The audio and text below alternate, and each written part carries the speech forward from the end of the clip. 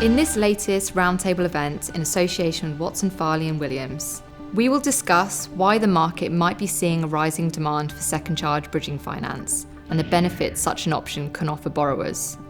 We will also look at whether first charge lenders are more comfortable with working with second charge bridging providers and what impact growth in this part of the market could have on the wider bridging sector. Richard Deacon, Sales Director at Marshaven Bank, will be joined by Ranjiv Kumar, Partner at Watson, Farley and Williams. Also in attendance is Chris Corns, Operations Director at Crystal Specialist Finance, Andrew Robinson, CEO at Ark & Co, William P.W. Omini, Property Tax Advisor at Proactive Consult, and Sean Church, Director at Private Finance.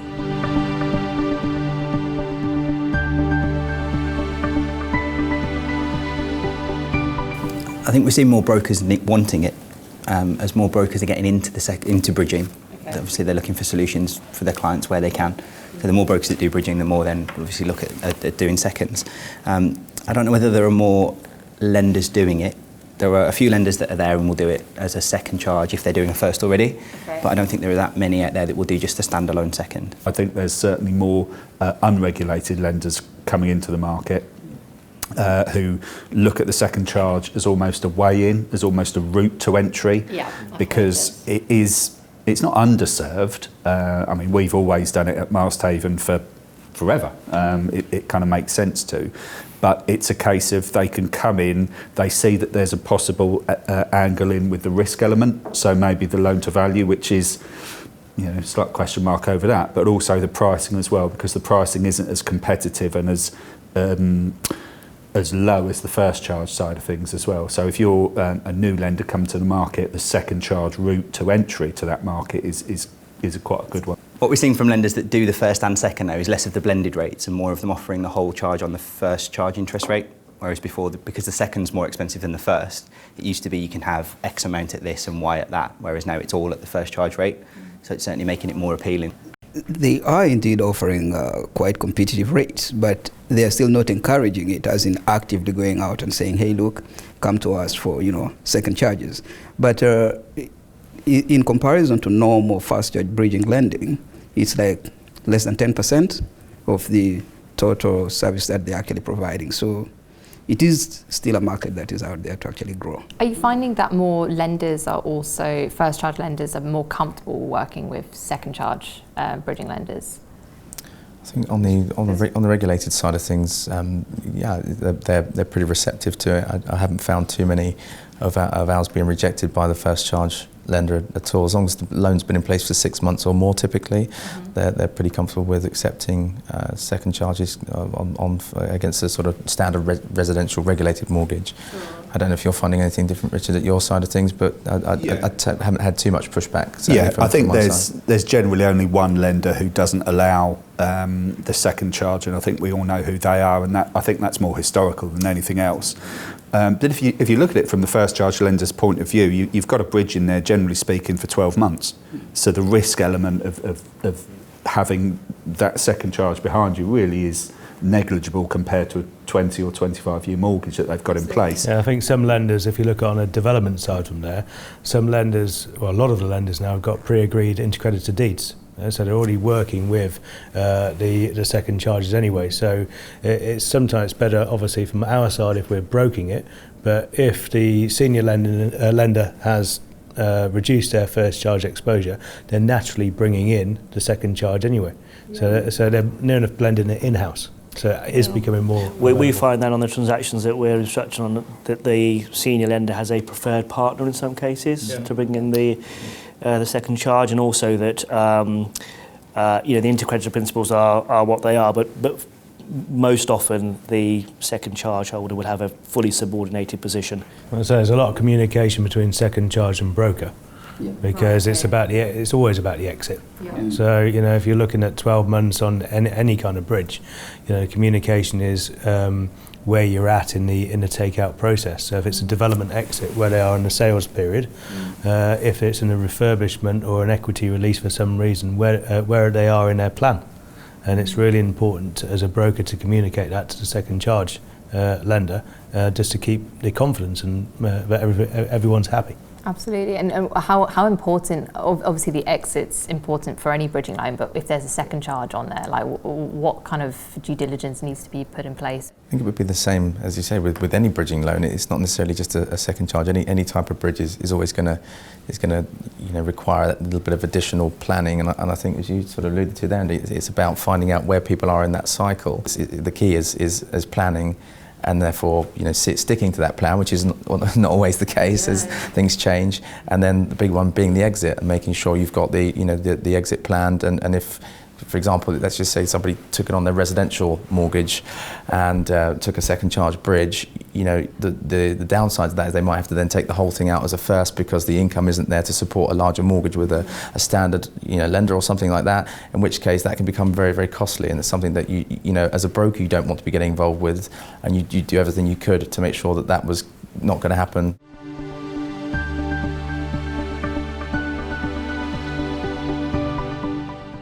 We're actually seeing it more on the side of landlords and people who are looking at building up their portfolio, especially where there's a significant amount of equity.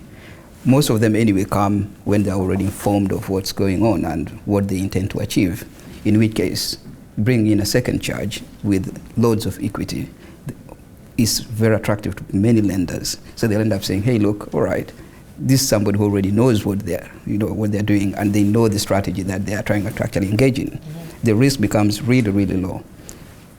It becomes a no-brainer. You've got to look at the funding structures into bridging companies. So if you look at how the bridging market has changed over the last kind of 10 years, it's a lot more professional and a lot more institutionally funded. And what's happened is the covenants that these institutions are putting on the bridge lenders are becoming tighter. So when you're seeing economic impacts or valuations come down a bit, they're naturally getting more conservative as a first charge basis. So then you're seeing the second charge, rise in demand for that to get the leverage.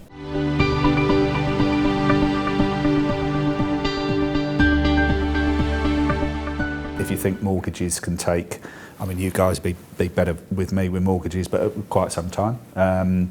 Whereas bridging finance can be done and dusted within, typically 7 to 10 days. I know you had one recently, Chris, I think 3 working days, which is ridiculously quick, but it can happen. I hasten to add that probably wasn't a second charge. No. It's quick, whatever you're talking about. Well, exactly. But I think surety of decision, speed, and as I say, when the exit route is something that will happen in the future, that's within 12 months or 18 months or whatever, however long it may be. I think that's what you want that's what the borrower wants. They don't want the bridge; they need the bridge for that reason. You said obviously the first charge in 3 days is pretty quick, but for a second charge bridging loan, what's the kind of average? The only real difference is the consent. It depends on getting that piece in. If that lands quickly, then they can be a couple of weeks to get from start to finish. How can a broker help as well speed up that process to get the consent? And be proactive with it, definitely. Chase the first charge lender, make sure the documentation's correct on day one, any fees are paid correctly, the forms are filled in correctly. Some lenders will take 5 days to read a document, then respond. They need an amendment, it's another 5 days. It all just delays the process. If you look at the conversion market, so maybe somebody has a commercial property they're buying on the cheap. Then at the end of it all, the exit is a massive, probably 50 to 60%, value appreciation. Even if you give the person, say, maybe a 70% or a 65% at maybe 1%, per annum interest, per month interest, the person is going to be happy to say, hey, look, I'll take it for 12 months because I know for sure I'm going to be making, a lot of value out of it. That will make sense. We're seeing a rise in refurbs just to make a property marketable. So right, okay. Not necessarily adding value to the property, but just to make it desirable to a new purchaser. How else can lenders innovate on the second charge side? That's not just speed and price. Are you looking at any other areas? We might be. 110% second charges? You took the words out of my mouth. One area that we are looking at, and I know one of our competitors has looked at it, is portfolio lending, where, let's say, the client's got a portfolio of 10 properties, 20 properties, 100 properties, and they're leveraged at 50%, 60%, whatever it may be. There should be should be a quick and easy way to put a second charge to leverage the guy some money so that they can go out as a cash buyer almost to go and up their stock levels. What asset types in general are you finding that you're struggling to place cases which needs a second charge bridging loan? Large single assets, central London. So again, that's looking at the economic factors and political that's going on, but that's everyone, the senior lenders and there, if you take out the residential regulated market and look at more the international and the private banks, they're restricting themselves to 50 or 60%. Now, we're not talking about shooting the lights out 90% on a trophy property, but even a 10% to push to 70 or maybe 75 in the prime area. It's a big market which is missing. A lot of the private banks could help a bit more because some of them will refuse to allow a second charge at all, won't they? So, I've had a few situations where that would have really helped out, and actually there was a reasonable market for it and a good loan to value. But the first charge lender in the private banking space, especially, tend to not like allowing second charges. They're a little bit more restrictive. Some of them will just have a blanket, absolutely not. Why do you think they have that kind of precaution? That's a good question. I mean, attitude to sort of, their I don't understand, because it doesn't, as we discussed earlier, it doesn't really affect their risk profile. But perhaps having more sort of control over the client and wanting them to do more with the lender and be solely tied to them rather than having another. I'm really not sure.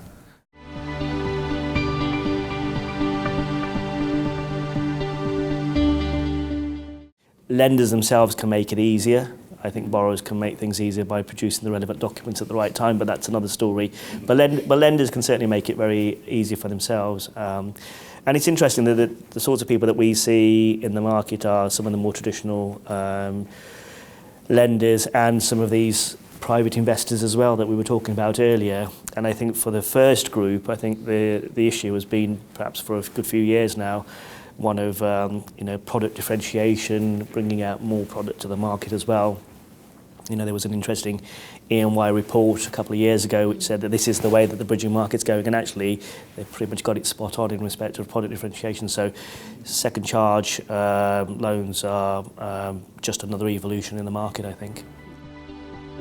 Thank you for watching our latest filmed roundtable event. If you would like to attend or sponsor one of our future events, please get in touch at beth@medianet.co.uk. We are holding events next year in February, April, May, September and October. So if you want to be involved, please do get in touch.